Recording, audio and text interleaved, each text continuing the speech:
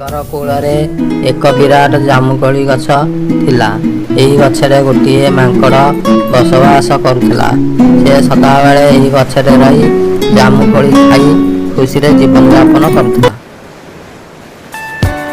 ଏହି ସାଗରରେ ଦୁଇଟି କୁମ୍ଭୀର ସ୍ୱାମୀ ଏବଂ ସ୍ତ୍ରୀ ବସବାସ କରୁଥିଲେ।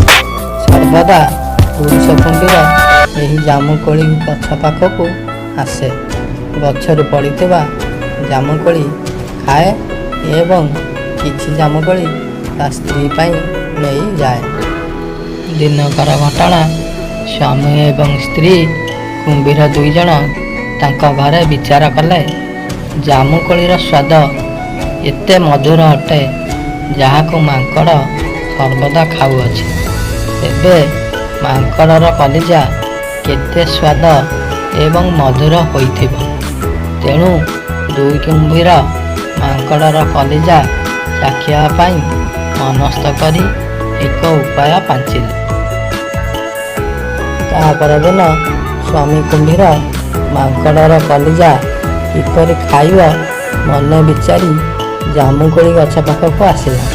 ମନରେ ବିଚାରି ଭାବିଲା, ମାଙ୍କଡ଼ ସହିତ ବନ୍ଧୁତା ସ୍ଥାପନ କଲେ ତାର କଲିଜା ଖାଇବା ପାଇଁ ସୁବିଧା ହେବ। ତେଣୁ ସେ ମାଙ୍କଡ଼ ସହିତ ବନ୍ଧୁତା ସ୍ଥାପନ ପାଇଁ ମାଙ୍କଡ଼ ଥିବା ଗଛ ପାଖକୁ ସେ ଗଲା। କୁମ୍ଭୀର ମାଙ୍କଡ଼କୁ କହିଲା, ମାଙ୍କଡ଼ ଭାଇ କିପରି ଅଛ? ମାଙ୍କଡ଼ କହିଲା, ଭାଇ ମୁଁ ଭଲ ଅଛି। ମାଙ୍କଡ଼ କୁମ୍ଭୀରକୁ ପଚାରିଲା, ଭାଇ ତୁମେ କିପରି ଅଛ? କୁମ୍ଭୀର କହିଲା, ଭାଇ ମୁଁ ମଧ୍ୟ ଭଲରେ ଅଛି। କୁମ୍ଭୀର ମାଙ୍କଡ଼କୁ କହିଲା, ଭାଇ ଆମ ଦୁହିଁଙ୍କର ସବୁଦିନ ଏଠାରେ ଦେଖା ସାକ୍ଷାତ ହେଉଅଛି।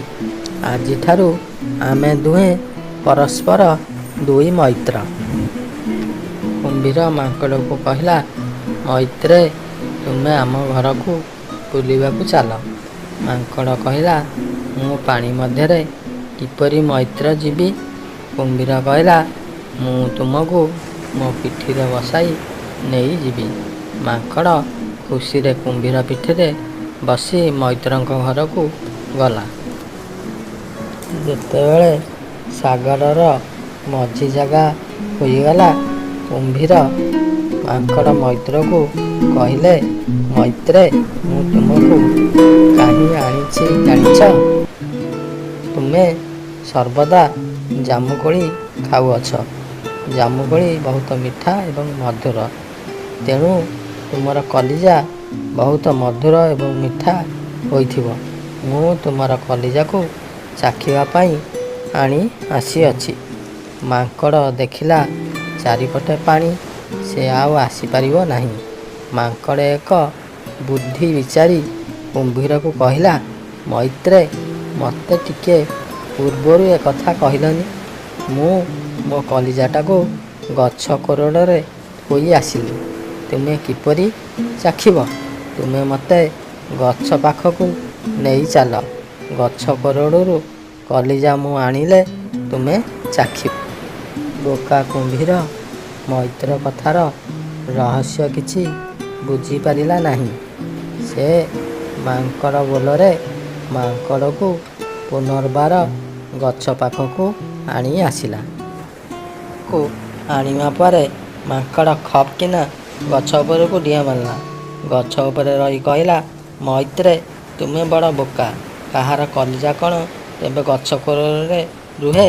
ପ୍ରତ୍ୟେକଙ୍କର କଲିଜା ତାଙ୍କ ଦେହ ଭିତରେ ରହିଥାଏ। ବିଚରା ବୋକା କୁମ୍ଭୀର କଲିଜା ଚାଖିବା ପରିବର୍ତ୍ତେ ନିରାଶ ହୋଇ ଫେରିଲା। ପିଲାମାନେ, ମାଙ୍କଡ଼ର ଉଚିତ ବୁଦ୍ଧି ଯୋଗୁଁ ସେ କୁମ୍ଭୀରଠାରୁ ବଞ୍ଚିଗଲା।